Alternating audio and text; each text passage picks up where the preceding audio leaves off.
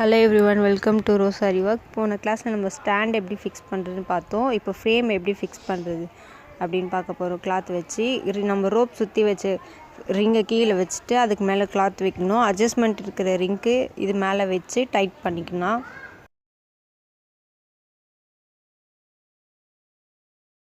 Ring மேலே வச்சு adjust பண்ணிக்கோங்க.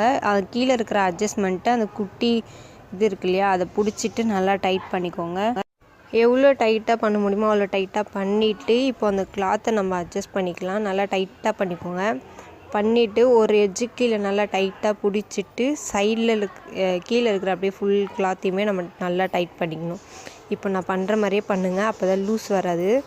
லூஸ் வந்துச்சுன்னா அப்புறம் நம்ம போடுற டிசைன் எல்லாமே ஒரு மாதிரி ஹோல் விழுந்த மாதிரி லூஸ் ஆகிடும். நல்லா எவ்வளோ டைட்டாக பண்ண முடியுமோ அவ்வளோ டைட்டாக பண்ணிக்கோங்க. நல்லா டைட் பண்ணிக்கோங்க. சுற்றி நல்லா டைட் பண்ணிவிட்டு